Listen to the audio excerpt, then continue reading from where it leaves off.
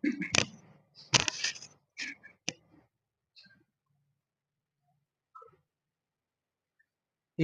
Sir institute में आपका स्वागत है। कक्षा 12 की गणित भाग 1 चैप्टर का नाम है सारणी। प्रश्नावली 4.2 का क्वेश्चन हम हल करने जा रहे हैं। देखेंगे क्या है। आपका दिया गया प्रश्न 1 से 5 माने 1 से 5 तक क्या करना है। करा बिना विस्तार किए हुए सारणी के गुणधर्म का प्रयोग करके निम्नलिखित प्रश्नों को सिद्ध कीजिए।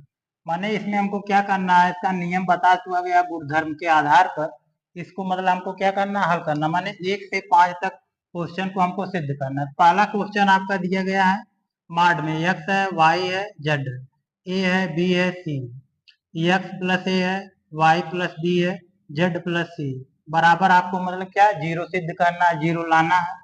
अब देखा जाएगा इसमें क्या किया जाएगा, नियम आपका जो है लगाया दिया जाएगा इसमें। तो इनको देखो नियम लगा दिया जाएगा, इसको चाहे माना जाए अच्छा उसी तरह हल कर दिया जाए। तो चलो देखा जाए। तो इनको हमको नियम लगा दिया जाएगा। तो यहाँ पर आपका हो जाएगा C3 बराबर आपका माने इसमें जो हमको क्या करना है, जीरो लाना है। माने सिद्ध करके जीरो लाना है। तो जीरो लाने के लिए हमको क्या किया जाएगा, C3 माइनस C1 मतलब कि इनमें जो है आपका यह आपका स्तंभ है। माने C1 C2 C3 माने 3 स्तंभ है। अब इनमें देखना हमको क्या किया जाएगा, नियम लगा दिया गया है। अब इनमें से हमको क्या करना है, इसको घटाना है। आपका क्या हो जाएगा माड में। अब देखो क्या करना है, इसको लिखा जाए क्या x y z आपका हो।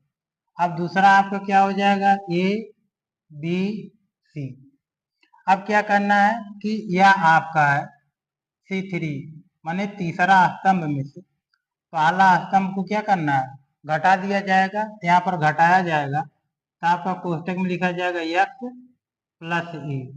ठीक, अब इनमें से यह आपका क्या है C1 है तो यह घटा दिया जाएगा तो माइनस आपका क्या हो जाएगा x हो जाएगा। और यहाँ से आपका हो जाएगा y प्लस बी। अब इनमें से C3 में जो क्या करना C1 को घटा दिया जाएगा, यह माइनस वाई हो गया, कोष्टक बंद कर दिया जाएगा। फिर आपका हो जाएगा यह z प्लस सी।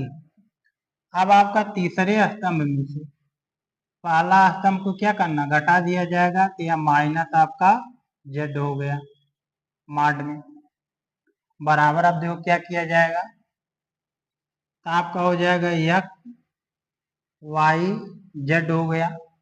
अब फिर क्या लिख दिया जाएगा a b c। अब देखो क्या करना है, अब यहाँ पर x प्लस है यहाँ पर माइनस, तो x में से x घटा दिया जाएगा तो यह इससे कैंसिल हो जाएगा। क्या बचेगा a आपका बचेगा। अब यहाँ से y है, y प्लस में माइनस में यह इससे कैंसिल हो गया, क्या बचेगा आपका b बच जाएगा। यहाँ पर आपका z है प्लस में या माइनस में तो यह इससे कैंसिल हो गया, क्या आ गया आपका c आ गया। अब क्या करना इनमें कि इनमें देखा जाए कि दो स्तंभ आपके मतलब क्या है समान है। तो नियम बता दिया गया था आपको, नियम बताया गया था कि दो स्तंभ, ठीक। अब दो स्तंभ कौन कौन से आपके समान है, C2 बराबर C3 के। दो स्तंभ मतलब क्या है समान है, बराबर है, बराबर है। तो यह आपका नियम बताया गया था कि चाहे दो पंक्ति या दो स्तंभ अगर बराबर है तो यह आपका मतलब जो है सारणी या सारणी का मान यह क्या होगा आपका जीरो होगा, यह मान क्या होगा आपका शून्य होगा। तो आपको ये सिद्ध करना था। यह नियम बता चुका गया कि चाहे दो पंक्तियां और चाहे दो स्तंभ अगर समान हो या बराबर हो तो सारणी का मान क्या होगा जीरो हो जाएगा। तो यही आपका मतलब क्या हो गया आंसर हो गया या पहला। अब दूसरा देखेंगे क्या करना हमको है। दूसरा में आपका दिया गया माड में a माइनस बी है, b माइनस सी है, c माइनस सी है। फिर आपका दिया गया है b माइनस सी, c माइनस ए है, a माइनस बी है, c माइनस ए है, a माइनस बी है और b माइनस सी। मॉड बराबर 0, हमको मतलब क्या करना है, सिद्ध करना है। तो अब देखा जाए इसमें हमको क्या किया जाएगा कि मान आपका मतलब क्या हो जाए सिद्ध करना 0 लाना है। तो अब देखो हमको क्या करना है, यहाँ पर नियम लगा दिया जाएगा C1 बराबर आप क्या हो जाएगा C1 plus C2 plus C3। अब तीनों को मतलब हमको क्या करना है, जोड़ना है। अब देखा जाएगा जोड़ा जाएगा आपका तो यह आपका C1 है, C2 है, C3। अब इसको हल किया जाएगा, देखा जाएगा क्या होगा यहाँ पर माड में। अब इन सबको मतलब क्या है, पहले जो है स्तंभ में जोड़ना, माने यह आपकी स्तंभ में जोड़ा जाएगा। तो यहाँ पर देखो क्या हो जाएगा, कोष्टक में a माइनस बी हो गया, इनको जोड़ा जाएगा। अब प्लस में आपका क्या हो जाएगा, इनको जोड़ दिया जाएगा तो b माइनस सी हो गया आपका। फिर देखो इनको जोड़ दिया जाएगा तो प्लस में आपका c माइनस ए हो गया।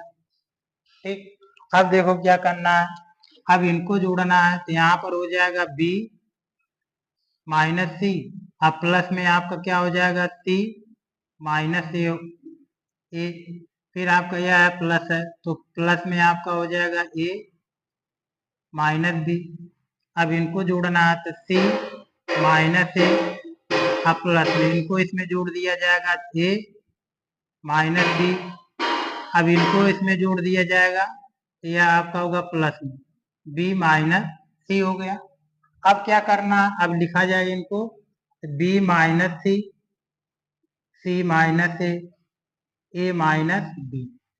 अब इनको क्या करना है, c माइनस ए माइनस बी और b माइनस सी। सिद्ध करना है, 0 लाना है। अब देखा जाए क्या किया जाएगा माड में। अब यहाँ पर देखा जाएगा कि यह माइनस यह प्लस में, तो यह इससे कैंसिल हो गया, या माइनस यह प्लस यह इससे कैंसिल हो गया। यह आपका प्लस है या माइनस, तो यह इससे कैंसिल हो गया, क्या हो जाएगा आपका 0। ठीक, आगे देखेंगे यह आपका प्लस में है, बी है, यहाँ पर बी आपका माइनस में, तो यह इससे कैंसिल हो गया। यह सी आपका माइनस है या प्लस, तो यह इससे कैंसिल हो गया आपका। यहाँ पर माइनस आपका ए है, यहाँ पर आपका प्लस बी, तो यह इससे कैंसिल हो गया, तो क्या हो जाएगा आपका 0 हो गया। आगे देखेंगे यह आपका सी प्लस में है या माइनस में, तो यह इससे कैंसिल हो गया। और यह ए माइनस में है और ए प्लस में, तो यह इससे कैंसिल हो गया और यह इससे कैंसिल हो गया, तो क्या हो जाएगा आपका 0 हो गया। अब देखो क्या हो जाएगा, बी माइनस सी माइनस ए और आपका ए माइनस बी हो गया। अब देखो क्या किया जाएगा, सी माइनस ए माइनस बी और बी माइनस सी हो गया। ठीक, यह मान आ गया। तो अब क्या किया जाएगा, इनमें आपका नियम बता दिया गया था कि किसी चाहे पंक्ति या स्तंभ का सभी अवयव अगर शून्य है तो सारणी का मान क्या होगा आपका, शून्य होगा। तो देखा जाएगा इसमें किसका जो है आपका C1 स्तंभ, C1 स्तंभ का प्रत्येक अवयव, अवयव माने प्रत्येक अवयव मतलब क्या है, शून्य है। ठीक, माने C1 स्तंभ का सभी अवयव मतलब क्या है, शून्य है। तो चाहे आपका स्तंभ का कोई शून्य हो पूरा सभी अवयव, चाहे स्तंभ का, तो उस सारणी का मान आपका मतलब क्या हो जाएगा 0 हो जाएगा, शून्य हो जाएगा। तो यही हमको मतलब क्या करना था, सिद्ध करना था। तो यह आपका आंसर आ गया, यही आपका आंसर है।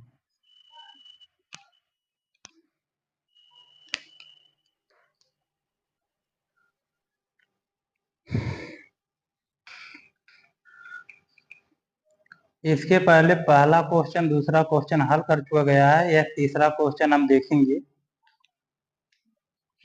तो आपका तीसरा क्वेश्चन मार्क में दिया गया 2 है, 3 है, 5 है, 7 है, 8 है, 9। फिर आपका दिया गया है 65 है, 75 है, 76 बराबर 0 सिद्ध करना है। तब देखो क्या किया जाएगा इसमें, माना ए बराबर आपका मॉड में हो जाएगा 2, 3, 5 हो जाएगा, 7, 8, 9 हो गया आपका। उसके बाद 65 हो गया, 75 हो गया, 86 हो गया। अब इसी को मान को मतलब हमको क्या करना है, हल करना है, मतलब दिखाना है कि हमको सिद्ध करना है कि 0 लाना है। अब देखा जाए इसमें नियम क्या लगा दिया जाएगा आपका, तो C3 बराबर आपका C3 माइनस, अब माइनस करना क्या किया जाएगा, 9 C2 C2। अब इसमें करना क्या है कि आपका क्या है C1 C2 C3 है, और C आपका C3 में से C2 घटाना, माने इसमें 9 से गुणा करके इसको क्या करना हमको घटाना है। तो अब देखा जाए क्या किया जाएगा इसमें आपका, तो यह हो गया बराबर, माड में 2 है, 3 है, 5 है, उसके बाद आपका 7 है, 8 है, 9। अब इसको हमको लिखना है। अब देखा जाएगा R3 का मान यह है, तो यह लिख दिया जाएगा कोष्टक में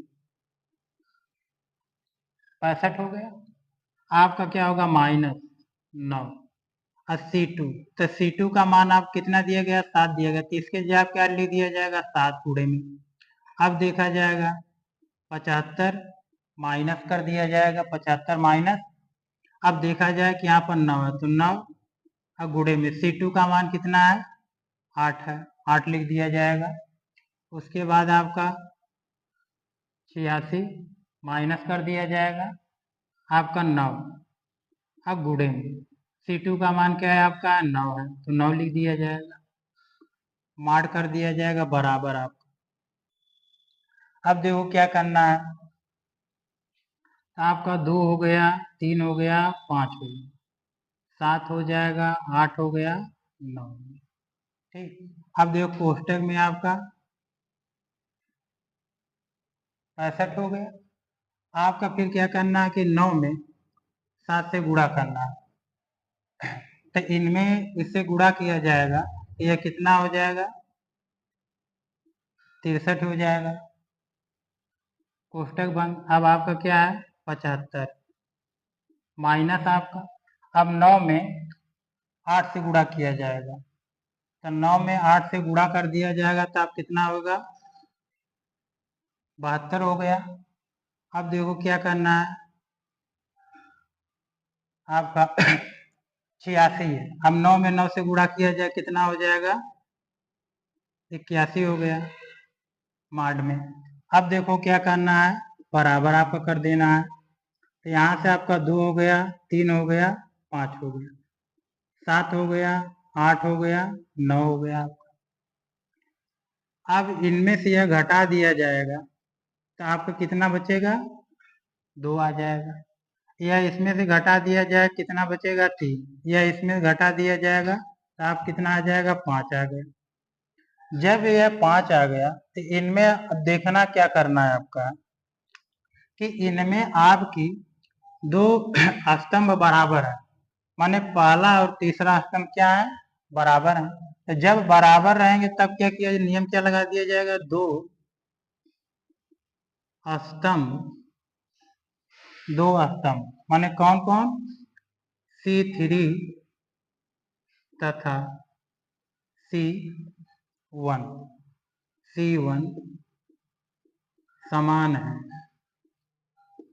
समान है। आपका नियम बता दिया गया था कि चाहे 2 पंक्ति चाहे 2 स्तंभ अगर समान है तो आपका सारणी का मान क्या होगा 0 होगा। तो जब इनमें 2 स्तंभ माने C3 और C1 आपस में बराबर, 2 है 3 है 5 है, 2 है 3 है 5, जब 2 स्तंभ या 2 पंक्तियां आपस में समान हो तो सारणी का मान क्या होगा 0 होगा। तो यह नियम बता दिया गया था, यही आपका मतलब क्या हो गया, आंसर आ गया।